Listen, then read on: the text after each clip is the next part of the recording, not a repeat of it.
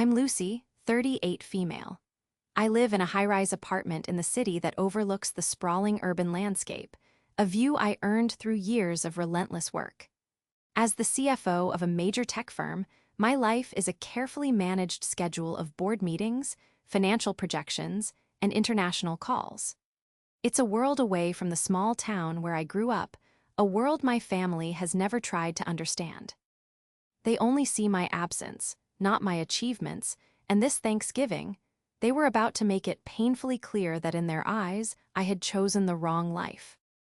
Before this story unfolds, I'd love to connect with you. Please let me know in the comments where you're watching from and what time it is in your corner of the world. It's amazing to see how far these stories can travel. The smell of roasting turkey and my mother's overpowering cinnamon-scented candles hit me the moment I walked through the door of my childhood home. It was the scent of Thanksgiving, a day that was supposed to be about gratitude, but had, for me, morphed into an annual performance review where I was always found wanting. My brother, Mark, greeted me with a lukewarm hug, his hand patting my back a little too hard, as if to test the quality of my expensive wool coat. "Look what the city dragged in," he said, a smirk playing on his lips. "Managed to pull yourself away from your spreadsheets for a day." I forced a smile. "It's good to see you too, Mark." My parents, Arthur and Helen, were in the kitchen, orchestrating the chaos of the meal prep. My mother wiped her hands on her apron and gave me a quick, dry peck on the cheek. "Lucy, you're late. We were about to sit down." I was, in fact, exactly on time, but in my family's world, my punctuality was measured by a different clock, one that always ran a little fast for me and a little slow for everyone else. My father just grunted a greeting from his position by the stove, where he was meticulously basting the turkey, a task he treated with the same solemnity as a state funeral. The final guest, my Uncle Frank, arrived a few minutes later, booming his way into the house. Frank was my father's younger brother, a local real estate agent who considered himself the ultimate authority on family, legacy, and the value of a good, solid piece of land. He clapped me on the shoulder, his voice loud enough to rattle the cheap glass in the china cabinet. "Lucy, still single, still married to that job of yours?" he asked, not as a question, but as a declaration. I gritted my teeth. "Hello, Uncle Frank, the job is going well, thank you." We finally gathered around the dining table, a piece of dark, heavy wood that had hosted every significant and insignificant family event for the past 40 years. It was scarred with history, nicks from dropped forks, a faint water ring from a forgotten glass, and, for me, the ghosts of 1,000 passive-aggressive comments. The meal began as it always did, with my father saying a brief, mumbled grace, followed by a round of superficial updates. Mark talked about the record sales month at the car dealership he managed. His wife, Sarah, chimed in with stories about their 2 young children, and my mother recounted the latest neighborhood gossip. I spoke about my recent business trip to Singapore, about the successful closure of a major acquisition deal. I tried to frame it in a way they might appreciate, talking about the jobs it would create, the innovation it would foster. But their eyes glazed over. It was abstract, distant, and it didn't involve soil, a family name, or a next generation to carry on traditions they held sacred. My world was written in numbers and stock prices. Theirs was written in property deeds and birth certificates. The conversation inevitably turned to the future, which was my family's code for discussing Mark's children and the continuation of the Vance name. My father beamed as he watched his grandson, little Leo, mash potatoes into his hair. "That's what it's all about," he said, his voice thick with emotion. "Family, legacy." That's when Uncle Frank saw his opening. He put down his fork, wiped his mouth with a napkin, and fixed his gaze on me. He pointed a thick, sausage-like finger across the table. "You see, Lucy, that's real success, not some fancy title in a glass tower." He let out a short, sharp laugh. "You'll never have kids, you're too busy chasing money and acting important." The words hung in the air, heavy and suffocating. I felt every eye at the table turn to me. I could feel the familiar sting of shame and anger rising in my chest, a cocktail of emotions I'd been served at this table many times before. I looked at my parents, hoping for even a sliver of defense, a quiet word to shut Frank down. Instead, my mother just sighed softly, a little puff of disappointment. My father nodded slowly, his expression grim and serious. "Frank's right," my father said, his voice low and resolute. "That's why we're leaving the family. Why name to your brother? He's the one who stays. He's the one building a family, continuing what we started." He looked at Mark with undisguised pride. "The farm, the house, the legacy, it all goes to him. It needs someone who understands its value." The family name wasn't just a name. It was everything. It was the century-old farm on the edge of town that my great-grandfather had started, the sprawling family home we were sitting in, and the modest investments my grandfather had set up to ensure the family's future. For them to so casually announce that I was being written out of it, not in a will, but in spirit, right here over a plate of lukewarm turkey, was a special kind of cruelty. They weren't just disinheriting me, they were invalidating my entire existence. My life, my choices, my success, it was all worthless in their eyes because it didn't fit their narrow definition of a life well lived. Mark looked down at his plate, a faint, smug smile on his face. He wouldn't meet my eyes. He was the chosen one, the one who stayed, the one who fulfilled his duty. And I was the outsider, the cautionary tale, the one who flew too close to the sun and forgot where the ground was. For a moment, I wanted to scream. I wanted to list my accomplishments, to throw my net worth in their faces, to tell them that the money I was chasing could buy and sell their entire town 10 times over. I wanted to tell them how small and petty they were. But I didn't.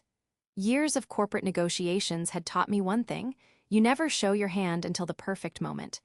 Reacting with anger was a loss. A cold, calculated response was a victory.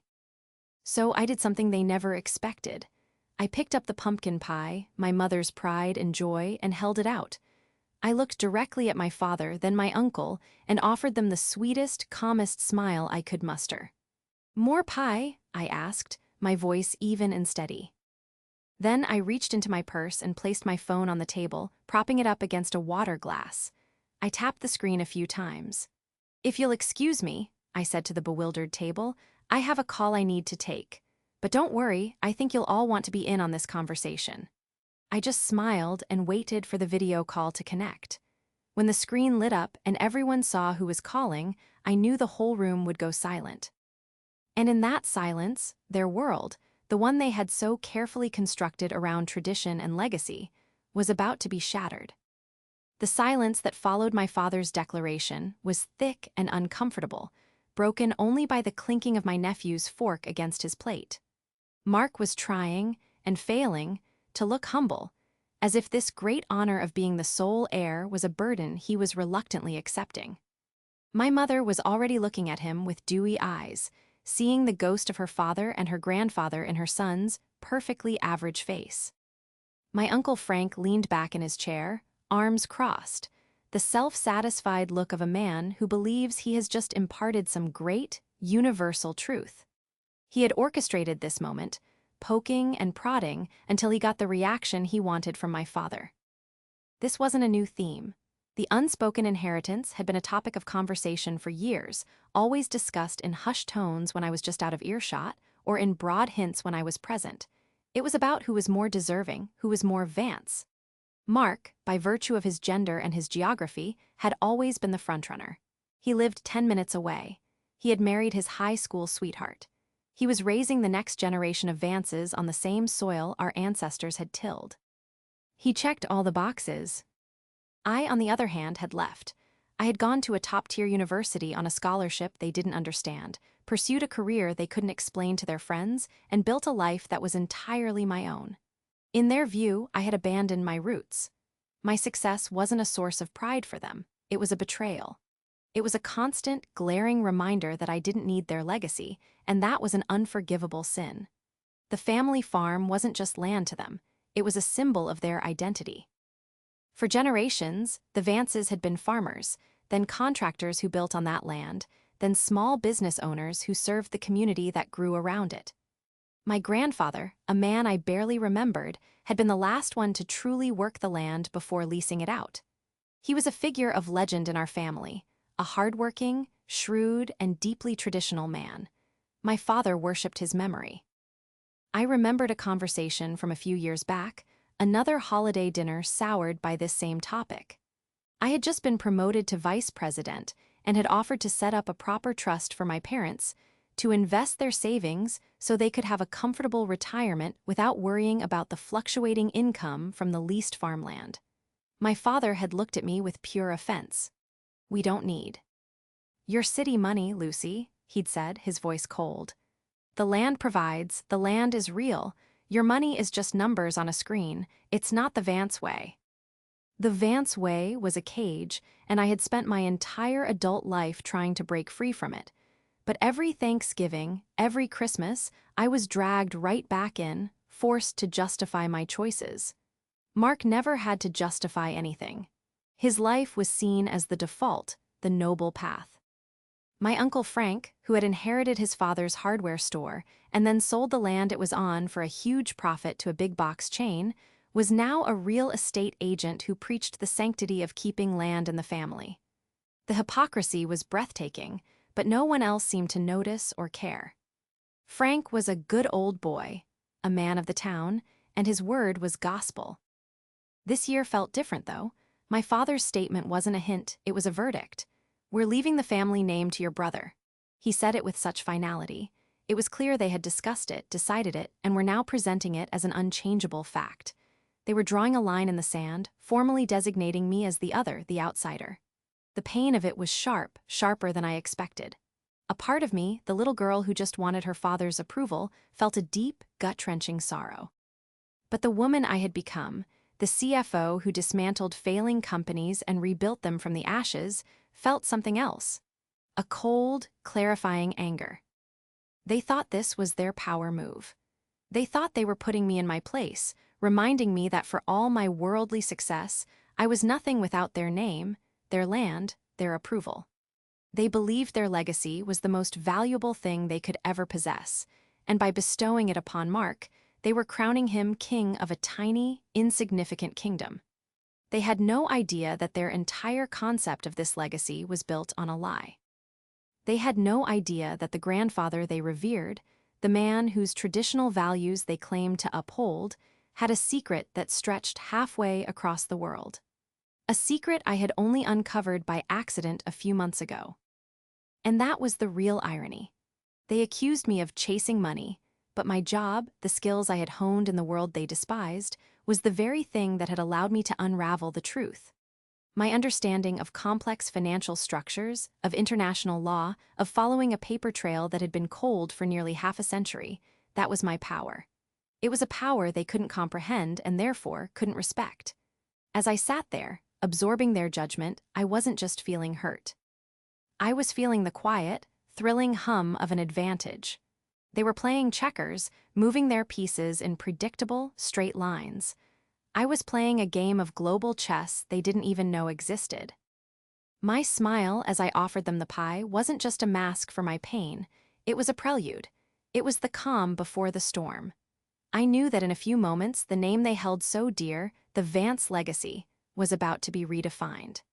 The foundation of their pride, their self-worth, and their judgment of me was about to crumble. And it wouldn't be because of my city money or my important job. It would be because of the truth.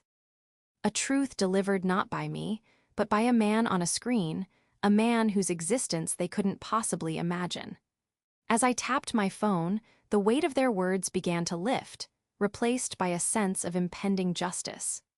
The unspoken inheritance was about to be spoken for, loud and clear, and not in the way anyone at that table expected.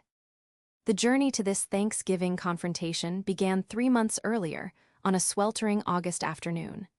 My mother had called me in a mild panic. They were cleaning out the attic, a space that hadn't been touched since my grandmother's passing over a decade ago, and they had found a small, locked metal box tucked away in the back of my grandfather's old army trunk. "It's very heavy, Lucy," she'd said, "and we can't find a key. Your father wants to just break it open with a hammer, but I think we should be more careful."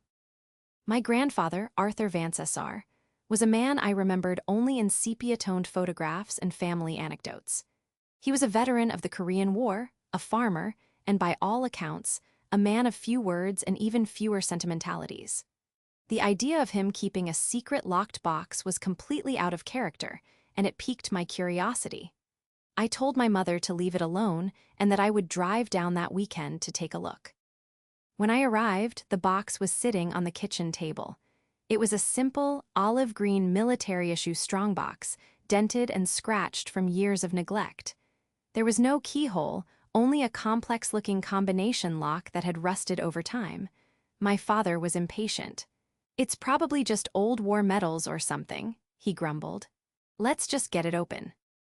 But my training as a CFO made me methodical. I don't like brute force, I like precision. I spent an hour carefully cleaning the lock mechanism and researching the model online. It was a specific type issued to officers for sensitive documents. After another hour of painstakingly manipulating the dials, listening for the faint clicks, I felt the final tumbler fall into place. The lock sprang open with a satisfying thud. My parents leaned in, their faces filled with anticipation. My father probably expected to find a vintage pistol or some other relic of masculine bravado. My mother hoped for old love letters from my grandmother. What we found was far more clinical and confusing. The box was filled not with medals or letters, but with neatly bundled stacks of documents, all tied with faded red string. There were property deeds, stock certificates, and bank statements, all from the 1950s. My father picked up a deed. "This is for the North Pasture. I already have the main deed for this," he said, confused. I began carefully leafing through the papers. It quickly became apparent that this was my grandfather's entire financial life, meticulously preserved. But the more I looked, the more questions I had.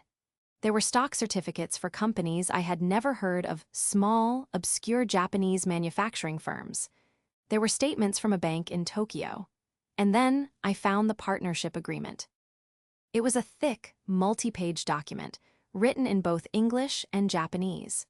It detailed a 50-50 partnership between my grandfather, Arthur Vance S.R., and a man named Vargas. The partnership was for the formation of an agricultural import-export company.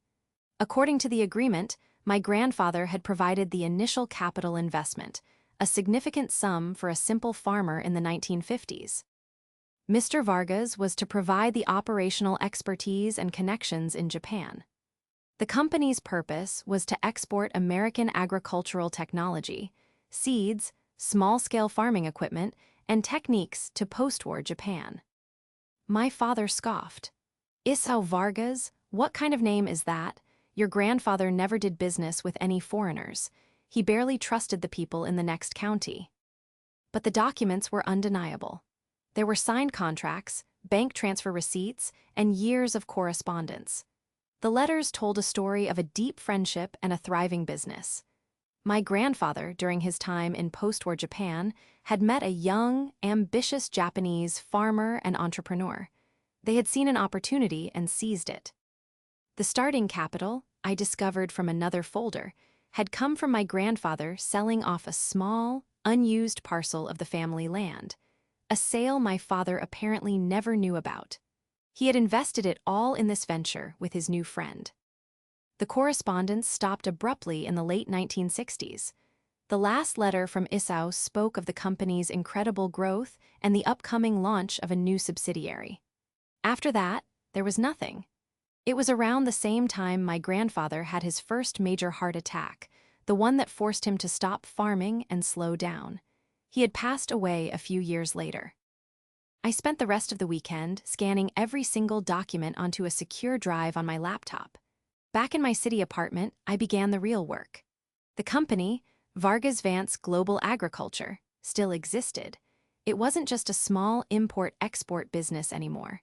It had evolved and grown into a massive multinational corporation called Agri-Sol International, one of the largest agricultural firms in the world, with headquarters in Madrid. Vargas had apparently moved to Spain and remarried, and his son, Santiago Vargas, was now the CEO. The partnership agreement was ironclad. It stated that upon the death of one partner, their full 50% share of the company and all its subsequent evolutions and subsidiaries would pass to their designated heir. tucked into the back of the agreement was a separate, notarized addendum.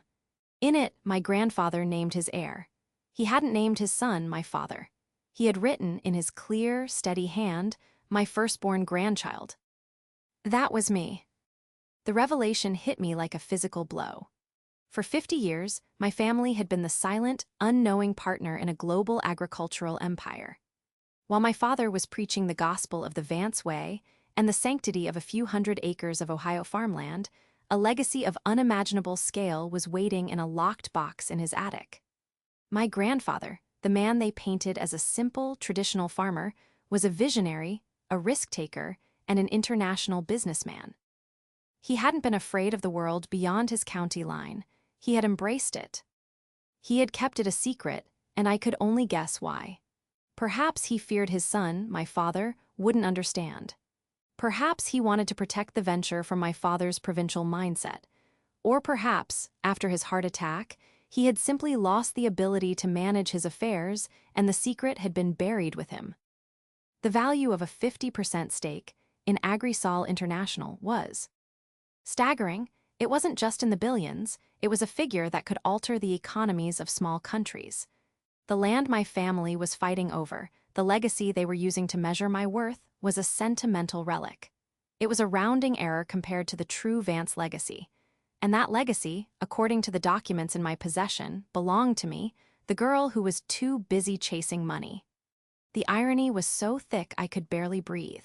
The chase was over. I had already won a race I never even knew I was running. Armed with the digital copies of my grandfather's documents, I knew my next steps had to be strategic and precise. I couldn't just march into my parents' house and declare that I was a secret billionaire. They wouldn't believe me. My father's perception of his own father was so ingrained that he would dismiss the entire thing as a fantasy, a fabrication born from my city ways. He would likely accuse me of forging the documents to spite him. I needed irrefutable proof, and I needed to establish contact with the other half of the partnership. I needed to speak with Santiago Vargas. This was where my professional life gave me an unparalleled advantage. As a CFO, I had a network of international legal and financial contacts. I reached out to a top-tier law firm in Madrid that specialized in corporate law and inheritance claims, a firm our company had used for European acquisitions. I explained the situation in broad strokes, omitting the family drama and focusing on the legal standing of the 50-year-old partnership agreement. I sent them the encrypted files. Their response came within 48 hours. The lead attorney, a sharp, no-nonsense woman named Isabella Torres, was cautiously optimistic. The documents appeared authentic, and the partnership agreement was legally sound under both U.S. and international law at the time it was drafted. The key, she explained, would be proving the chain of inheritance and the company's direct lineage from Vargas Vance Global Agriculture to the modern-day Agrisol International. She advised a trip to Madrid to meet with her team and strategize a formal approach to Mr. Vargas. 2 weeks later, I was on a flight to Spain. I told my family I was traveling for work, a convenient excuse they accepted without question, their minds likely filling with images of me in a sterile boardroom, acting important. The reality was far more significant. As the plane descended over the terracotta roofs of Madrid, I felt a strange sense of connection to my grandfather. He had seen a future far beyond the horizon of his farm, and here I was, literally flying across the world to claim it. Isabella Torres and her team were as impressive in person as they were on paper. For 3 days, we worked out of a conference room overlooking the Grand Plaza de Cibeles. Her forensic accountants traced the corporate evolution of Agrisol, confirming that it was, indeed, the same entity founded by my grandfather and Isao Vargas. They found the original incorporation papers filed in Japan, the subsequent reincorporation in Spain, and the paper trail of name changes and expansions. The lineage was clear. The most critical piece was the addendum naming me as the heir. Isabella explained that because my grandfather had bypassed his son and named his firstborn grandchild, the claim was mine alone. My father and, by extension, my brother, had no legal standing. This wasn't a family inheritance to be divided. It was a specific bequest from one individual to another. The thought sent a chill down my spine. My grandfather, in his quiet wisdom, had seen something in the future, or perhaps in his own son, that made him take this extraordinary step. He had placed his legacy not in the hands of the son who stayed, but in the future, in a grandchild he would barely get to know. With the legal framework solidified, the next step was to approach Santiago Vargas. Isabella advised against a formal, legalistic letter, which could be perceived as hostile and might drag the process into a years-long court battle. "A man like Santiago Vargas values honor and history," she said. "His father built this company on a handshake and a bond of trust with your grandfather. We should approach him in the same spirit." She proposed that I write a personal letter to Mr. Vargas, introducing myself and explaining my discovery.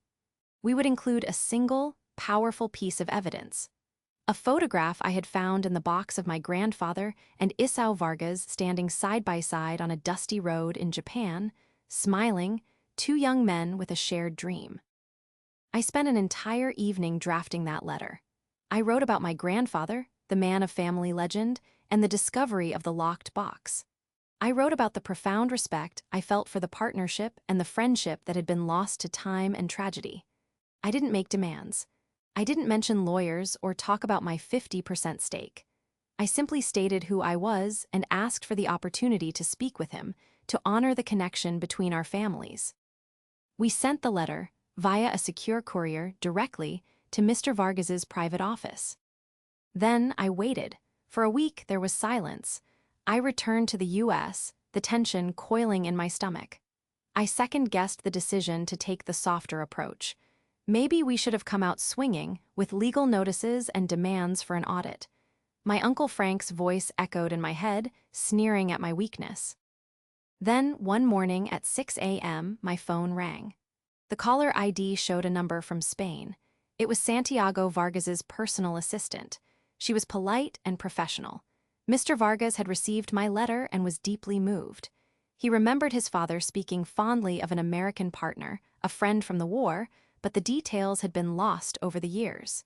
He was shocked and intrigued by my discovery. He wanted to arrange a video conference. We scheduled the call for the following Tuesday. I spent the weekend preparing, though I wasn't sure what to prepare for. This wasn't a business negotiation. It was something far more personal. When the time came, I sat in my home office, my heart pounding, and clicked the link. The face that appeared on my screen was that of a man in his early 70s, with kind eyes, a warm smile, and an air of quiet authority. He looked at me for a long moment. "Miss Vance," Santiago Vargas said, his English perfect but accented. "My father would be so happy to know that Arthur's family has been found. He spoke of him until the day he died. He called him his brother." Over the next hour, he told me stories about their partnership. How my grandfather's investment had been an act of incredible faith. How they had built the company together through letters and the occasional, expensive transatlantic phone call. He explained that after my grandfather's heart attack and subsequent silence, his father had spent years trying to re-establish contact, even hiring a private investigator in the U.S., but with no success. They had assumed with great sadness that the Vance family was lost to them. The company had set aside the Vance partnership shares in a secure, untouchable trust, where they had remained, growing and multiplying for 5 decades, waiting for an heir to emerge. He wasn't just accepting my claim, he was celebrating it. He told me, "This is not my company, Miss Vance. It is our company. Welcome home." The validation was overwhelming. This stranger, this powerful man an ocean away, saw more value in my name and my bloodline in 1 hour than my own family had in my entire life. We ended the call by agreeing to a final, formal step. He would join a video call with me on Thanksgiving Day to greet my family and officially acknowledge me as his partner. It was his idea. He wanted to witness the reunion of the Vargas and Vance legacies. I, however, had a slightly different motive. I wanted my family to witness it too. Returning to my parents' house for Thanksgiving felt like stepping onto a stage for the final act of a play I had been rehearsing my entire life. The preceding weeks had been a whirlwind of secure video conferences with Santiago, and our respective legal teams. We had hammered out the details of the transition. There would be a press release, a formal announcement to the board, and a series of meetings to integrate me into the company's leadership. Santiago was adamant that I take a seat on the board of directors, not as a silent partner, but as an active leader. "Your grandfather was a visionary," he'd said. "It is clear you have inherited his spirit. Agrisol needs you." The scale of it all was still hard to comprehend. My net worth was no longer measured in millions, but in tens of billions. I was now one of the wealthiest women in the world. Yet, as I drove the familiar route to my childhood home, none of that felt as real as the knot of dread and anticipation in my stomach. Today wasn't about the money. It was about the truth. I had planned my entrance carefully. I arrived on time, dressed in an elegant but understated cashmere sweater and trousers, nothing that would scream city money, but still conveyed a quiet confidence. I brought a ridiculously expensive bottle of wine, a vintage that Frank, with his limited palate, would probably mistake for a cheap table red. I wanted every detail to be a subtle counterpoint to their narrative of me. The initial greetings were exactly as I expected. My brother's patronizing smirk, my mother's polite but cool welcome, my father's noncommittal grunt. Uncle Frank, as always, was the loudest person in the room, holding court by the fireplace with a glass of whiskey, already red-faced and boisterous. The atmosphere was primed for the usual holiday drama. I played my part. I complimented my mother on the table setting. I asked Mark about his kids' school projects. I listened patiently as Frank recounted a wildly exaggerated story about closing a real estate deal. I was a study in serene detachment, a calm observer in the eye of a hurricane I was about to unleash. My phone was in my purse, set to vibrate when Santiago's assistant sent the link for our scheduled call. The timing had to be perfect. As we sat down to dinner, the conversation followed its predictable script. It was the annual airing of grievances, disguised as family chatter. Frank complained about property taxes. My father complained about the younger generation's lack of work ethic. Mark complained about a difficult customer at his dealership. It was a symphony of small-town dissatisfaction, and I was the silent, odd one out. My life, filled with global travel, high-stakes negotiations, and genuine challenges, had no place in their litany of mundane problems. I let them build their case against me without saying a word in my defense. When I mentioned my recent trip to Madrid, my father waved it away. More jet-setting, I suppose. Some of us prefer to stay put, to build something that lasts. The irony was so sharp it was almost painful. He was talking about his legacy, a few hundred acres of leased land and a house full of resentments, while completely oblivious to the global empire his own father had built. Then came the moment I had been waiting for. It was Frank who delivered the line, the cue I had been anticipating all day. As my father began his speech about Mark being the future of the Vance name, Frank saw his moment to deliver the finishing blow. He pointed his finger at me, the laughter in his voice, the judgment in his eyes. "You'll never have kids, you're too busy chasing money and acting important." My parents' silent, solemn agreement was the final piece. This was it. This was the pinnacle of their judgment, the absolute statement of my worthlessness in their world. This was the moment they had disowned me in spirit, if not yet on paper. As the shock and hurt washed over me, a genuine, painful sting despite everything I knew, I took a deep, steadying breath. I didn't raise my voice. I didn't argue. I let the weight of their pronouncement settle over the table, letting them savor their victory. Then, I reached for the pie, the perfect domestic prop, and offered it with a smile that I knew must have looked chilling. More pie. My phone vibrated in my purse. Showtime. I calmly placed my phone on the table, propping it against a water glass so the camera had a clear view of the entire family. Their faces registered confusion, which quickly turned to annoyance. "Lucy, what are you doing? Put that away. We're having a family dinner," my mother chided. "I have a call I need to take," I said, my voice clear and unwavering. "It's a business partner. He was very insistent on speaking with all of us today. He said it was about family. The word family caught them off guard. Frank snorted. Bringing your work to the Thanksgiving table now? See, this is what we're talking about. I ignored him, my eyes fixed on the screen as I accepted the incoming video call.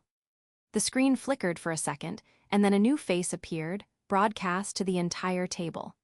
It was Santiago Vargas, sitting in what was clearly a luxurious, wood-paneled office, a warm and gracious smile on his face. He was impeccably dressed in a tailored suit, the picture of old-world class and power. The room fell dead silent. My family stared at the screen, their minds struggling to process what they were seeing. They didn't know who he was, but they instinctively recognized that he did not belong in their world. He was a creature from the universe they saw on television, not one that dialed into their Thanksgiving dinner. The air crackled with a tension so thick you could cut it with a butter knife. The stage was set. The audience was captive, and the reveal was about to begin. Santiago Vargas's face filled the screen of my phone, his expression calm and dignified. He looked out at the stunned faces around my parents' dining table and gave a slight, respectful bow of his head. "Good afternoon, Vance family," he said, his voice carrying a rich, baritone warmth. "I hope I am not interrupting your celebration. My name is Santiago Vargas." No one spoke. My father's fork was frozen halfway to his mouth. My mother's hand was pressed to her chest, her expression one of utter bewilderment. Uncle Frank's smug, ruddy face had gone pale, his bravado evaporating in an instant. Mark just stared, his mouth slightly agape, looking back and forth between the man on the screen and me. "I am the CEO of AITA International," Santiago continued, letting his title hang in the air for a moment. I could see Frank's mind racing. He was a real estate agent, he knew company names, and a name like that suggested something far bigger than a local dealership or a hardware store. "I wanted to take this opportunity on your day of Thanksgiving to extend my family's greetings to yours," Santiago said, his eyes finding mine through the screen with a look of warm solidarity. "You see, our families have a shared history, a very important one." He then looked directly at my father. "Mr. Arthur Vance, you look very much like your father. I have only seen him in photographs, but the resemblance is unmistakable. He was a great man." My father flinched as if he'd been struck. "My father? How would you know my father?" he stammered, the words catching in his throat. This was the moment of truth. "My father, Isao Vargas, considered your father, Arthur Vance SR, to be his closest friend and most trusted partner," Santiago explained patiently. "Together, in 1955, they founded a small company, a partnership built on a dream and a handshake. That company was called Vargas Vance Global Agriculture." He paused, letting the name sink in. Vance. The name was right there, linked to his. "My father and yours built this company from nothing. Your father provided the vision and the capital. My father provided the operational know-how in Japan. For 15 years, they worked together across oceans to build a legacy. A legacy that, I am sorry to say, has been disconnected from your family for far too long due to his untimely passing." My father was shaking his head in disbelief. "No, that's not possible. My father was a farmer. He never left this country after the war. He never—" His voice trailed off as the pieces began to click into place in his mind. The long, unexplained absences, the secretive nature of his father that he'd always chalked up to wartime trauma. "The company they founded," Santiago went on, his voice gentle but firm, "is the company I run today. It is no longer a small trading business.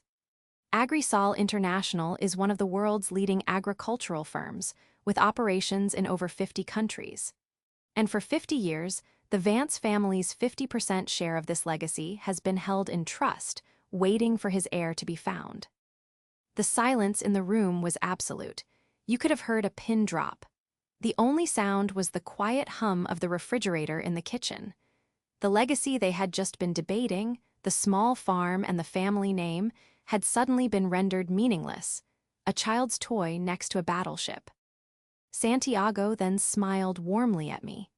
"And I am overjoyed to say that his heir has been found. Your grandfather, a man of incredible foresight, left his entire share of the company not to his son, but to his firstborn grandchild. He looked around the table, his gaze passing over each of my family members before settling back on me. He left it to Lucy. The impact of those 3 words was like a detonation at the center of the table. My Uncle Frank made a choking sound, his face a mottled patchwork of red and white. My brother Mark's face was a mask of pure, unadulterated shock, his eyes wide with a dawning horror as he realized what this meant for the inheritance he had just been promised. My mother looked as if she were about to faint. But it was my father's reaction that I will never forget. He stared at me, truly looked at me, for the first time in what felt like decades. The disdain and disappointment were gone, replaced by a raw, gaping incomprehension. He was not just learning about the money, he was learning that the father he had idolized, the man whose simple, traditional values he had tried to emulate his entire life, was a complete stranger to him. The foundation of his identity had been pulverized. "Lucy," he whispered, the name sounding foreign on his lips. Is this true?" I simply nodded, my expression calm. "Yes, I found his papers in a locked box in the attic this summer." Santiago, with perfect timing, delivered the final, crushing blow. The Vance family's stake in Agrisol is, of course, a controlling interest alongside my own. As the rightful heir, Lucy will be taking her grandfather's seat on the board of directors. Her expertise as a CFO will be invaluable as we guide our company into the future. She is not just an heiress, she is a partner. He turned his attention back to my father and uncle. "Your father and grandfather built this. Lucy is continuing his work. You spoke of legacy," he said, his voice losing a bit of its warmth and gaining a sharp edge of authority. "This is the true Vance legacy, not a plot of land, but a global enterprise built on vision and courage. Lucy is not chasing money, as you so crudely put it. She is claiming her birthright, a birthright her grandfather specifically and intentionally entrusted to her." He had clearly heard Frank's comment before the call connected. The public shaming was exquisite. Frank sank back into his chair as if he'd been physically struck, unable to form a single word. Santiago gave a final, polite smile. "I will leave you to your dinner. Lucy, we will speak on Monday to finalize the press release. It was an honor to meet you all." And with that, the screen went black. I picked up my phone and placed it back in my purse. I looked around the table at the wreckage of my family's certainty. Their world had been turned upside down in less than 5 minutes. The power dynamics, the unspoken rules, the entire hierarchy of their small universe, all of it had been shattered. I was no longer the disappointing daughter, the city slicker chasing unimportant things. I was the head of the family, the real head. I picked up my fork and took a bite of my cold, mashed potatoes. "Well," I said into the deafening silence, "who wants to talk about what's for dessert?" The aftermath of the call was not explosive. There was no shouting, no dramatic storming away from the table. It was something far worse, a complete and total system shutdown. The silence that followed my question about dessert was profound and unnerving. It was as if Santiago Vargas had sucked all the air out of the room, leaving my family to suffocate in the vacuum of their own insignificance. My mother was the first to move. She stood up on shaky legs, her face pale and drawn. I think I need to check on the pies," she whispered, and fled to the kitchen, not to get dessert, but to escape the unbearable tension. We could hear her softly weeping by the stove a moment later. Uncle Frank, for the first time in his life, was utterly speechless. He sat slumped in his chair, staring at the spot on the table where my phone had been, as if he could still see the ghost of Santiago Vargas. The man who always had an opinion, a joke, or a piece of unsolicited advice for every situation, had nothing. His entire worldview, which was built on the idea that he understood how the world worked, land, legacy, family, had been invalidated. He looked small, old, and pathetic. Mark was a different story. After the initial shock wore off, his expression hardened into one of sullen, burning resentment. He wouldn't look at me. He just glared at his plate, his jaw clenched so tightly I could see the muscles twitching in his cheek. He, the golden boy, the chosen heir to the mighty Vance legacy, had just learned that his inheritance was a pittance, a sentimental footnote. Worse, he had been publicly and unknowingly mocking the person who held all the real power. His pride was in tatters. My father, Arthur, seemed to have aged 10 years in 10 minutes. He sat staring into the distance, his face a mess of conflicting emotions: shock, shame, confusion, and a deep, bottomless grief. He was mourning the father he thought he knew and the legacy he thought he was protecting. His entire life had been dedicated to upholding a set of principles he now realized were a pale imitation of his father's true character. He had championed the Vance way, but he never even knew what it was. His judgment of me, his dismissal of my life, had been based on a complete misunderstanding of his own heritage. I let them sit in that silence for a long time. I ate my dinner slowly, methodically. I was not gloating. I felt a strange and hollow sense of victory. I had wanted to prove them wrong, to shatter their smug certainty. I had succeeded beyond my wildest dreams, but seeing them so utterly broken gave me no joy. It was just quiet. Finally, I folded my napkin and placed it on the table. "I think I'm going to head out," I said softly. My father's head snapped up. "Lucy, wait," he croaked, his voice raspy. I paused, looking at him. I don't understand," he said, his voice pleading. "Why would he do that? Why would he hide it from me? Why you?" It was the first honest question he had asked me in years. "I don't know," I replied truthfully. "Maybe he thought you wouldn't understand his vision. Maybe he knew that the legacy needed someone who wasn't afraid of the world outside this town. Or maybe he just believed that the person who leaves is sometimes the one who is best equipped to protect what's left behind." I looked pointedly at Mark. "He gave the business to his firstborn grandchild. He gave the farm to you. He provided for both of his heirs in the way he thought best." This wasn't entirely true, as the farm was part of the overall estate, but it was a small mercy, a way to leave Mark with a shred of dignity. I walked to the door, pulling on my coat. My mother emerged from the kitchen, her eyes red and swollen. She reached out and touched my arm. Will we see you for Christmas?" she asked, her voice trembling. It was a peace offering, a desperate plea for a return to some kind of normalcy that no longer existed. "I don't know, Mom," I said, and for the first time my voice wavered. "I have a board meeting in Madrid in December. My life is very different now." I left them there, a family portrait of shock and regret, and drove back to the city under a sky full of cold, distant stars. The weeks that followed were transformative.